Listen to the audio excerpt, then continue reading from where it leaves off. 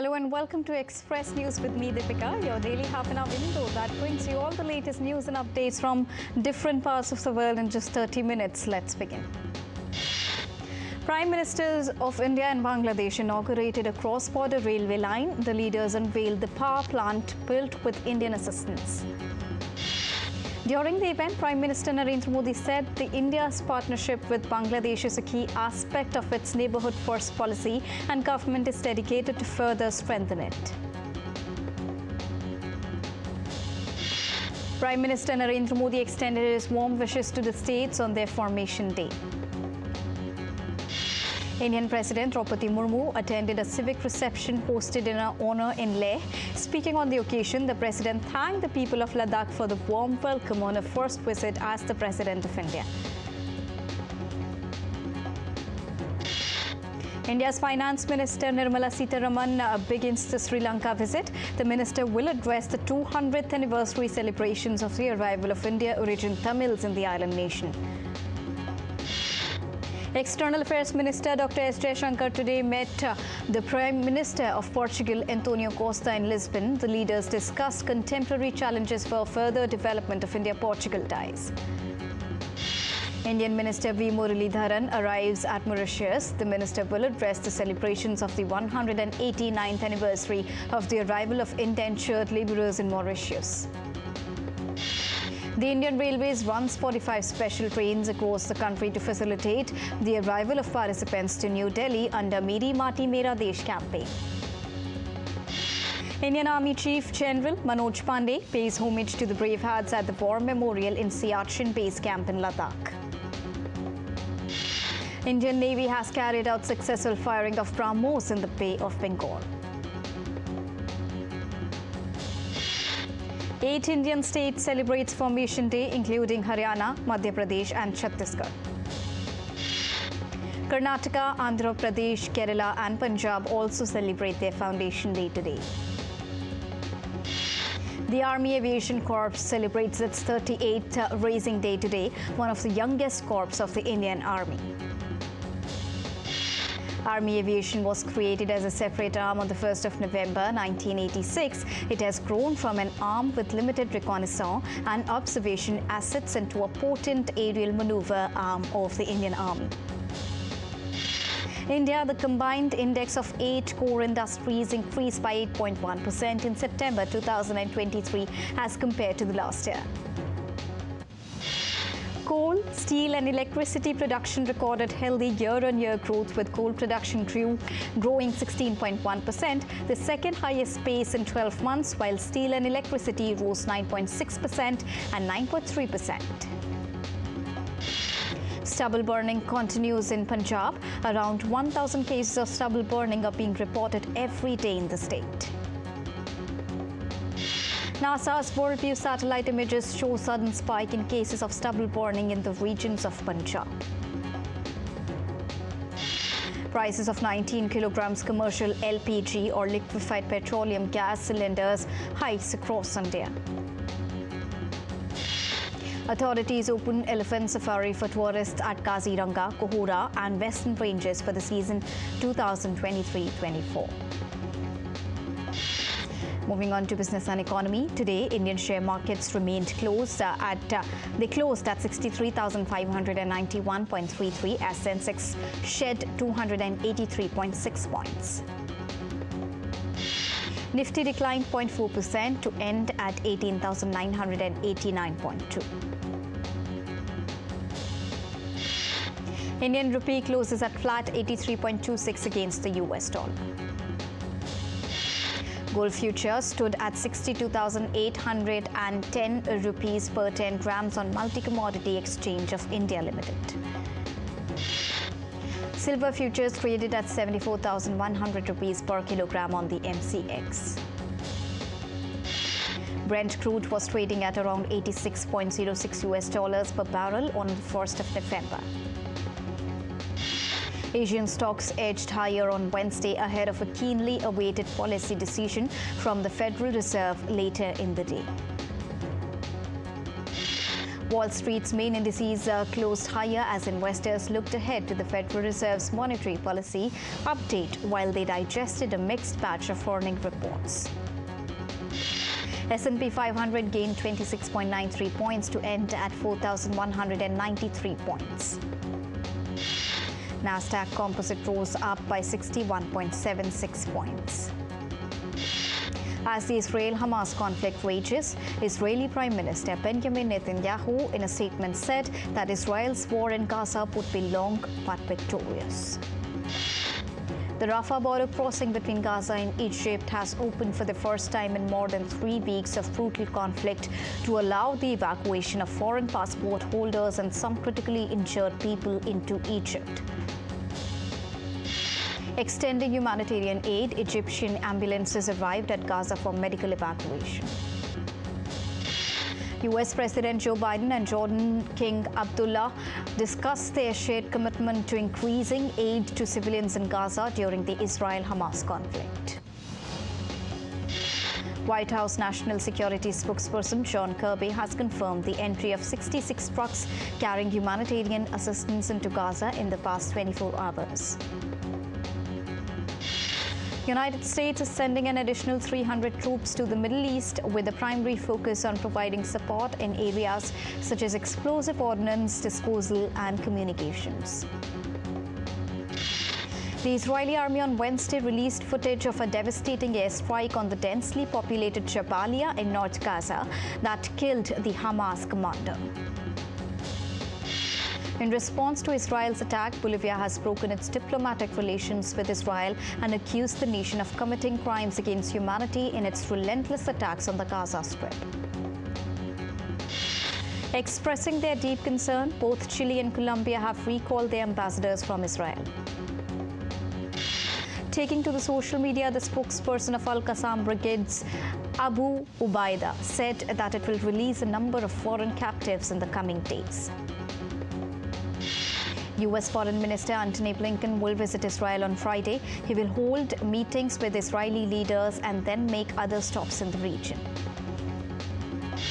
U.S. Foreign Minister Antony Blinken will visit South Korea on the 8th and 9th of November to discuss North Korea and alliance issues with his South Korean counterpart, Park Jin. White House Press Secretary Karine Jean-Pierre said that the U.S. President Joe Biden and his Chinese counterpart Xi Jinping to meet in coming days in San Francisco and hold a constructive conversation. Ukraine President Volodymyr Zelensky said Ukraine's attack on Russian Navy in the Black Sea have crippled Moscow's war efforts on Tuesday.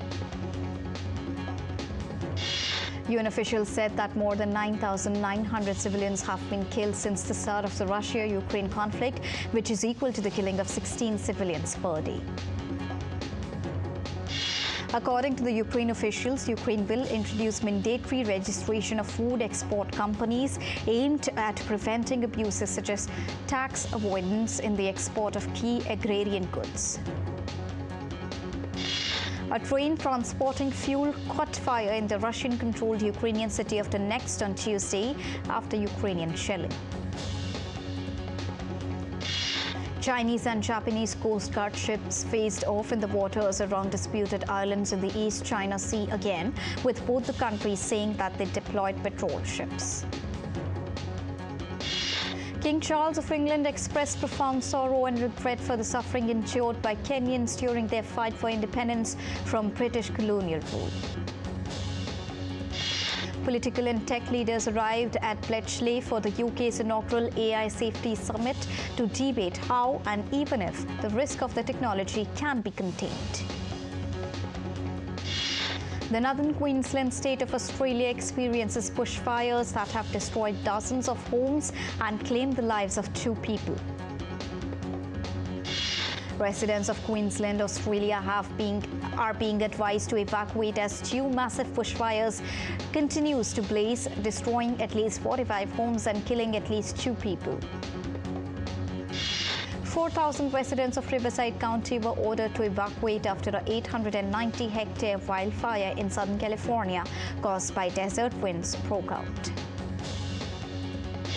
Southern California experienced a massive fire hazard due to Santa Ana winds, causing the Highland fire to nearly double in size overnight. Mexican residents in Acapulco began receiving food and supplies as they work to recover from Hurricane Otis's devastation. Over 100 people are dead or missing in Mexico due to hurricane. Damage caused by Hurricane Otis in Mexico has potentially reached $15 billion. Thousands of armed forces are distributing food and supplies. The air quality index of the India's national capital reaches very poor category on Wednesday, bringing the air quality under the poor condition for the fourth day in a row. Government's pollution control plan, known as the Graded Response Action Plan, has been implemented in Delhi NCR as an initiative to combat air pollution amid winters. Also in India's financial capital, Mumbai, the air quality improves to moderate category. The city issued government instruction to maintain cleanliness in the city. Few days ago, Swiss group IQ Air rated Mumbai's air quality index to unhealthy category.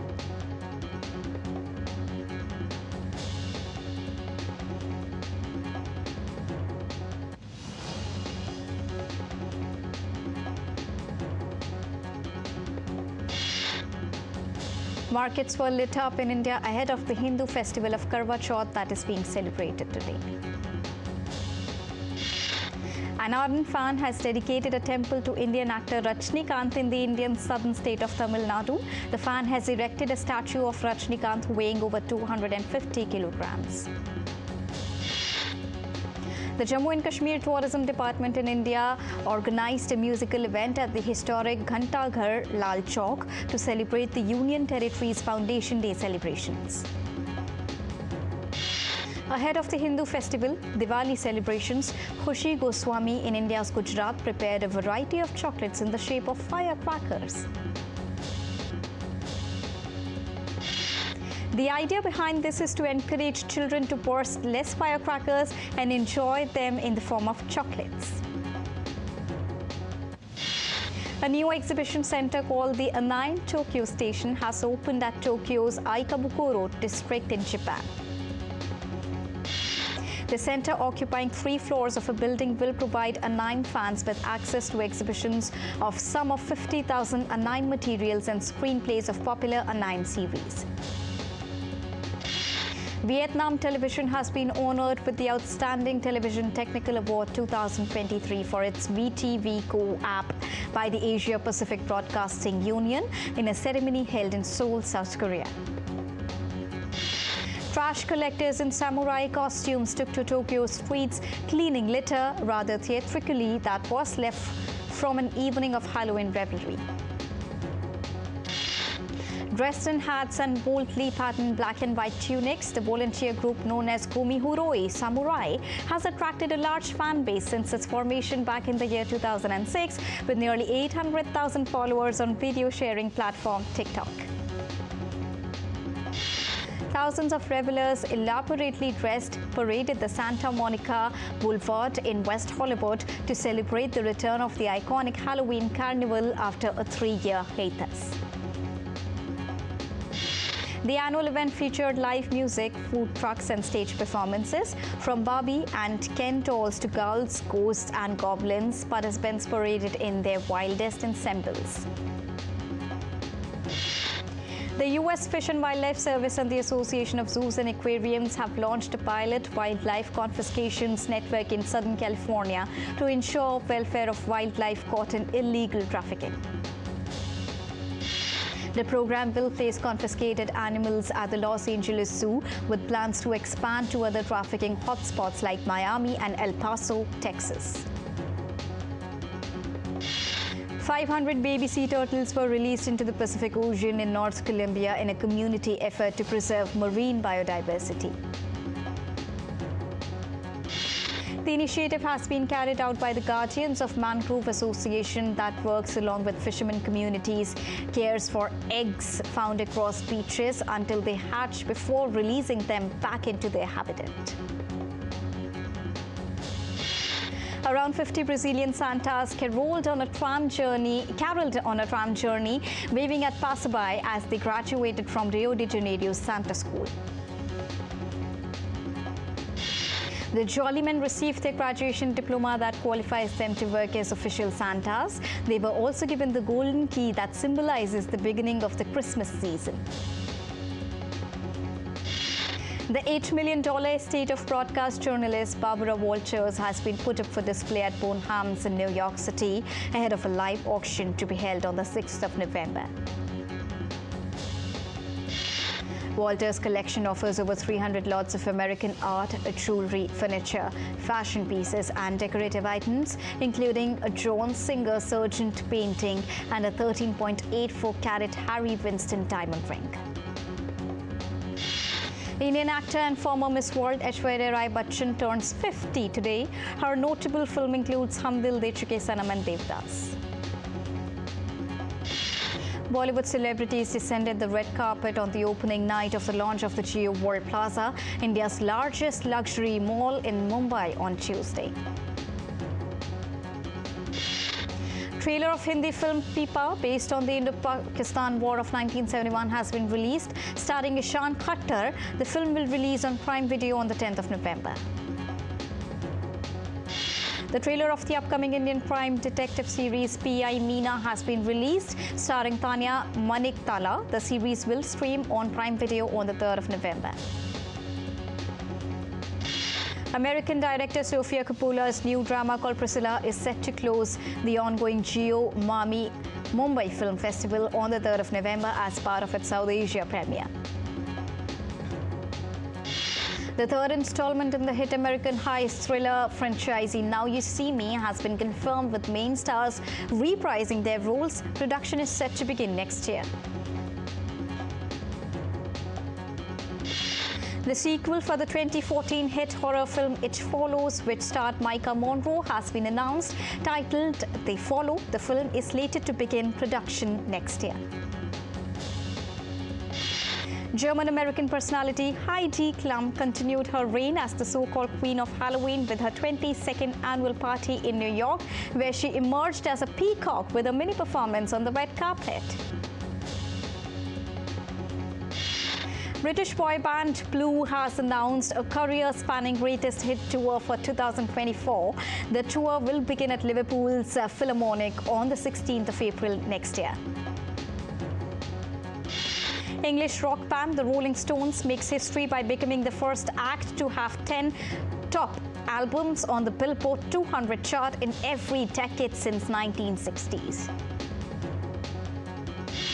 Moving on to sports, Pakistan registered their third victory on Tuesday, defeating Bangladesh by 7 wickets in ICC Cricket World Cup at Eden Gardens in Kolkata. Fakhar Zaman and Abdullah Shafiq both slammed half-centuries.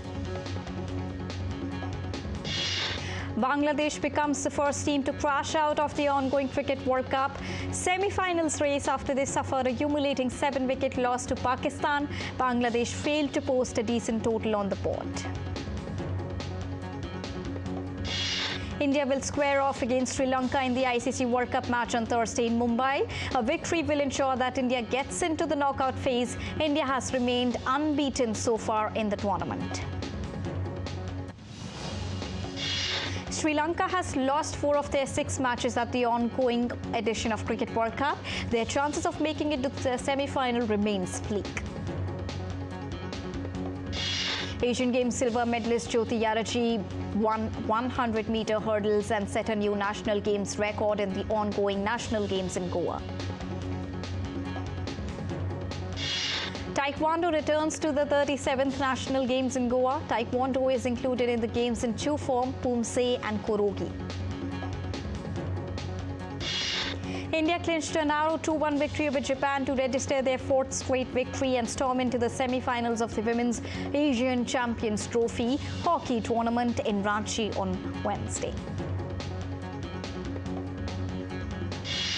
After the Indian women's hockey team triumph, Indian coach Janik Shockman said that the game went according to their plan and she is pleased by the team's performance. World number 2 tennis player Carlos Alcaraz crashed to a 6-3, 6-4 loss against Roman Safiyullin in the second round at the Paris Masters. The Wimbledon champion looked off the pace. And in Colombia, relatives and supporters marched to demand the release of Liverpool forward Luis Diaz's kidnapped father. Diaz's father was abducted in Colombia last Saturday. And with this, it's a wrap here on Express News for now, but news and updates will continue here on DD India. So don't go anywhere. Keep watching and keep tracking DD India for all latest news and updates from the country and the world. Thank you so much for joining us right now.